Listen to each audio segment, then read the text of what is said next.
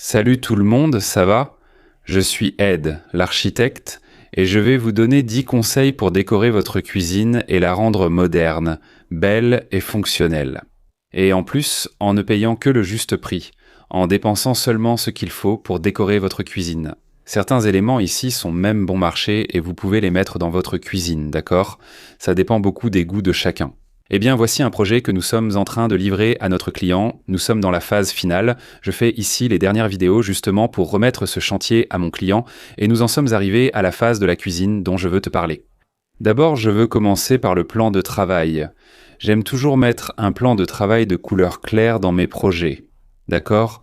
Que ce soit ici sur le plan de travail de la cuisine ou bien sur ce comptoir qui sépare la cuisine du salon, c'est un comptoir qu'on a utilisé dans ce projet pour encastrer le micro-ondes et aussi ajouter des tiroirs, d'accord ? Et automatiquement, il sert aussi de comptoir pour un encas rapide, là où il y a ces deux chaises. Et aussi dans la buanderie, car j'aime utiliser la même pierre aux 3 endroits ici. C'est mon premier conseil pour vous. Deuxième conseil, plaque de cuisson à induction. J'aime utiliser des plaques de cuisson à induction dans mes projets.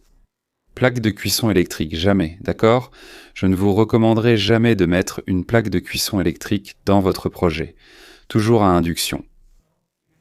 Je vous ai déjà expliqué plusieurs fois ici sur la chaîne pourquoi j'utilise une plaque de cuisson à induction et non électrique. Si c'était au gaz, pas de problème.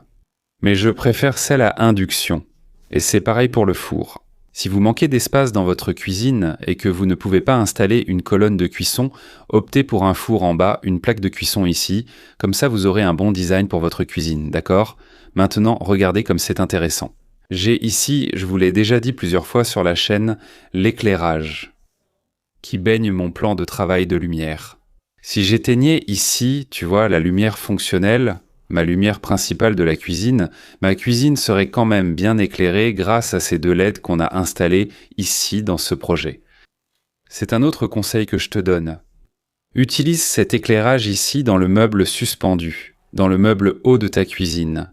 Cela va vraiment te faciliter la vie au quotidien quand tu utilises ta cuisine. Pendant que tu prépares des aliments, bref, tout ça, c'est vraiment sympa, j'aime beaucoup, vraiment. Les robinets. Note bien les conseils que je te donne, d'accord ? Les robinets. Tu m'entendras toujours dire dans mes vidéos que le robinet doit être le plus épuré possible. Oublie les robinets style pro, ces gros trucs avec plein d'anneaux, plein d'arceaux et tout le reste. Celui-ci est un robinet fonctionnel, d'accord ? Un noir mat assorti à tout ce qu'on a ici dans notre projet. Et c'est un excellent robinet d'une marque vraiment top. Je ne vais pas parler de marque ici, d'accord ? Je peux éventuellement en parler. Par exemple, la plaque de cuisson, le four, Electrolux. Purificateur d'eau, Electrolux. Regardez, lave-vaisselle, Electrolux. Réfrigérateur, Electrolux. Micro-ondes ici, Brastemp. Je peux évoquer des marques, mais ce sont des marques connues au quotidien. D'ailleurs, juste en dessous, dans la description de cette vidéo, juste en dessous, dans la description là, il y a le lien de tout ce matériel ici que j'ai utilisé dans ce projet et que je vous recommande. Si vous voulez acheter un équipement, par exemple, tu peux me recommander une bonne plaque à induction. Ce sera juste en dessous dans la description de cette vidéo pour vous. Un four, le robinet. Vous savez combien coûte un robinet comme celui-ci ? Vous devez vous dire « Waouh » avec ce design, avec ce style. Un mitigeur eau chaude et froide. Vous pensez sûrement que ça coûte 1000 ré. 350 ré, c'est ce qu'on a payé. J'ai conseillé ce modèle de robinet au client ici. D'accord ? Donc, vous n'avez pas besoin de dépenser beaucoup pour avoir une belle cuisine. D'accord ? Un autre conseil important. L'évier. Toujours. Un évier encastré ou au niveau du plan de travail. Ici, regarde. Jamais cet évier à poser. Je ne vous recommanderai jamais un évier à poser dans un projet que je vais créer, que je vais réaliser. D'accord ? Et je vais déjà t'expliquer pourquoi.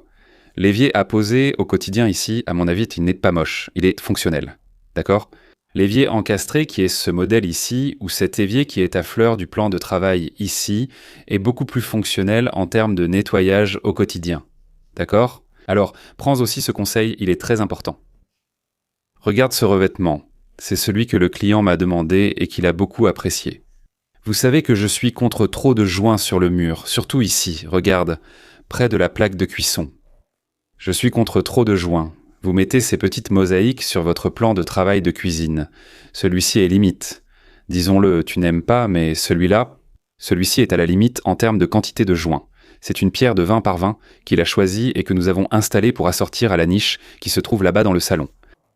Il y a une niche là-bas, côté cave à vin, qui est du même modèle que ce verre Ubatuba qui est là-bas. Donc c'est pour ça qu'on a mis ce type de pierre ici dans le projet. Mais je te le redis, si tu arrives à mettre dans ton projet la même pierre et à la faire remonter jusqu'ici, c'est parfait. Mais évidemment, le coût va augmenter. Un carrelage en grès cérame, c'est très bien aussi. Mais non, ne mets jamais, jamais de mosaïque dans ta cuisine ici, parce que ça retient beaucoup de saleté et on s'en lasse très vite, d'accord?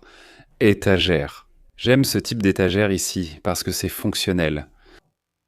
Au lieu d'avoir tout ça lisse ici, tu vois, entre le plan de travail et le meuble suspendu, une petite étagère comme ça, c'est vraiment sympa, c'est très fonctionnel. Donc j'aime beaucoup utiliser ça aussi dans mes projets. Même si elle est fine, tu peux y mettre des épices, y mettre ces provisions du quotidien que tu utilises. Bref, c'est vraiment sympa et très fonctionnel pour que tu puisses l'utiliser dans ta cuisine. Note bien ces conseils, ce sont des conseils de conception donnés par un architecte qui te montre la théorie mais aussi la pratique. C'est un projet que je suis en train de livrer à mon client. Vous avez remarqué qu'ici j'ai de l'éclairage et qu'il y a aussi de l'éclairage au plafond. Et cet éclairage doit être blanc neutre ou blanc froid. Je n'aime pas trop le blanc froid, d'accord? Mais jamais de blanc chaud dans ta cuisine. Fais attention, je vais t'expliquer pourquoi il ne faut jamais utiliser du blanc chaud. Regarde le salon là-bas. Tu vois que dans le salon, on a un blanc chaud, dans ce luminaire central, dans les spots, dans ce lustre-là sur le balcon. Et ici, on a un blanc neutre. Cuisine, buanderie aussi en blanc neutre. Ce sont des pièces où tu dois être totalement attentif, bien éclairé, n'est-ce pas? C'est pour ça qu'on a beaucoup d'éclairage ici dans cette cuisine. Donc dans mes projets, c'est toujours du blanc froid. Blanc froid comme vous voulez l'appeler. Éclairage dans ta cuisine, d'accord? Fais-moi confiance, tu ne vas pas le regretter. On parle aussi de la hotte, c'est un autre détail très intéressant. Vous devez vous demander. D'accord Ed, je vois la plaque de cuisson, où est la hotte? Montre en bas. Montre-la ici en bas, regarde. Regarde la hotte en bas, tu vois? La hotte, on a choisi ici un modèle plus fin, comme on a l'habitude de dire, plus mince. Mais elle est là, regarde, je vais l'allumer, regarde. Écoute le bruit qu'elle fait, écoute. Tu as remarqué? Elle est là. Dudu le fait passer à l'intérieur du meuble et l'envoie vers le haut. D'accord? C'est le modèle slim. Mais il y a des gens qui préfèrent utiliser ce modèle mural, celui qui a une vitre comme ça. Ici, dans notre projet, on a choisi ce modèle slim. Pourquoi? Parce que je ne voulais pas perdre l'esthétique de ce meuble suspendu, ici, sur toute la longueur. Si on avait mis ce modèle mural, celui avec la vitre, tu vois, celui qui a ce truc de vitre comme ça, on allait perdre un peu ici, au-dessus du meuble. Donc ici, tu vois, un beau travail de menuiserie sur mesure, avec une esthétique vraiment sympa. Sans perdre la fonction de la hotte ici pour mon client. Encore un conseil pour toi. Un autre conseil, regarde le sol. Regarde le carrelage, viens ici. Carrelage de cuisine, les gars. Il doit être satiné, d'accord? Le carrelage de cuisine ne doit pas être poli, sauf dans certains cas très spécifiques. Mais le carrelage de cuisine doit être un carrelage satiné. D'accord? Pourquoi? C'est un endroit où vous allez généralement faire un nettoyage plus fréquent. C'est un endroit où vous avez besoin d'une certaine adhérence pour marcher sur ce sol. Optez pour un carrelage satiné. Dans ce cas, nous l'avons mis dans la cuisine, la buanderie et le salon. Avec la véranda, c'est le même carrelage en grès cérame. Ce carrelage fait 1,20 m sur 1,20 m satiné. Donc c'était vraiment top, c'était vraiment bien. Le client a adoré. Et c'est aussi un type de sol que je vous recommande, en profitant du fait que je suis déjà accroupi ici. Regardez ici en bas. Plinte. D'accord? Socle en retrait. Il doit être réalisé avec la même plinthe que celle du sol. Tu vois ça ici? Ça, c'est la plinthe. Ici en bas, c'est ma plinthe. On a fait une base en maçonnerie. Et je ne l'ai pas mise.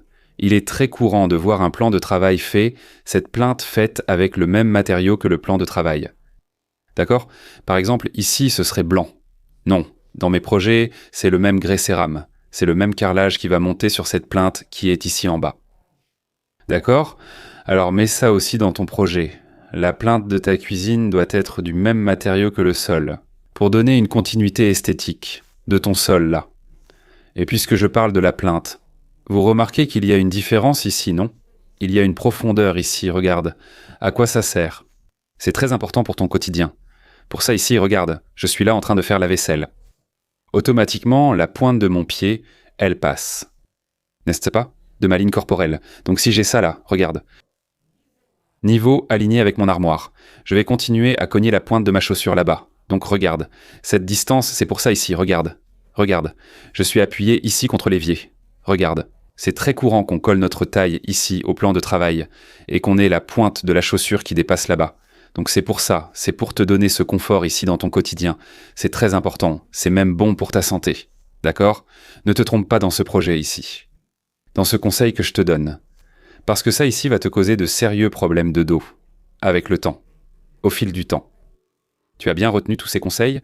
Qu'est-ce que vous en avez pensé? Qu'est-ce que vous avez pensé de ça ici? De cette cuisine? De ce projet qu'on est en train de livrer ici? C'est très beau, non? On a conçu et on a réalisé. Tout ce que vous voyez ici, regarde.